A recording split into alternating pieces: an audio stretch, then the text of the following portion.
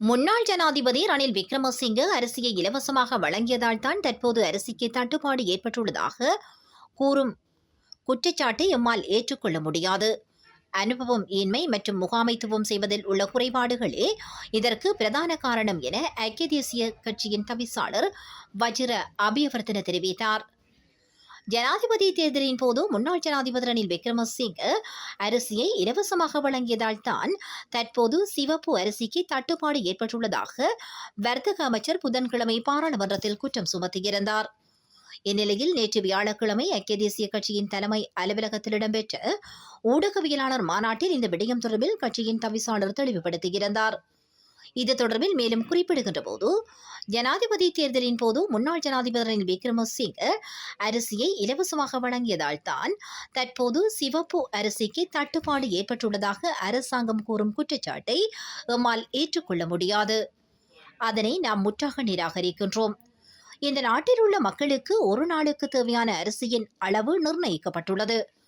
எனவே அதனை பணம் கொடுத்தோ அல்லது இலவசமாகவோ வழங்கினாலும் தட்டுப்பாடு ஏற்படாது. இதனை நாம் அனுபவமற்ற தன்மை என்றே கூறுகின்றோம். கடந்த ஆண்டு கால பகுதிகளில் விவசாயிகள் விவசாய நிலங்களில் இருக்கவில்லை. பயிர்ச்செய்கை மேற்கொள்ளாமல் உரமின்றி மண் வெட்டிகளுடன் வீதிகளில் இறங்கி போராட்டங்களை மேற்கொண்டிருந்தனர். அப்போது விவசாய நிலங்கள் வெறுமையாகவே இருந்தன. அந்த இக்கட்டான காலப்பகுதியில் ரணில் விக்ரமசிங்கே அரசாங்கத்தை பொறுப்பேற்று விவசாயிகளுக்கு தேவையான நிவாரணங்களை வழங்கி போதுமான உரத்தையும் பெற்றுக் கொடுத்து அவர்களை விவசாய நிலங்களுக்கு அனுப்பி விவசாயத்தில் ஈடுபடுவதற்கு நடவடிக்கை எடுத்தார். இதனை அடுத்து எம்மால் 40,000 மெட்ரிக் டன் அரிசி உற்பத்தி செய்ய முடிந்தது. அதேபோன்று எம்மால் 61,600 மெட்ரிக் டன் நெல்லையும் உற்பத்தி செய்வதற்கு வாய்ப்பு கிட்டியது. மேலும் 2023 முதல் 2024 மார்ச் மாதம் வரையான காலப்பகுதியில் பெரும்போகத்தில் 3.2 மில்லியன் மெட்ரிக் டன் அரிசியை உற்பத்தி செய்ய முடிந்தது. கடந்த வருடம் மே ஆகஸ்ட் வரையிலான சிறுபோகத்தில் 2.6 மில்லியன் மெட்ரிக் டன் நெல்லை எம்மால் உற்பத்தி செய்ய முடிந்தது.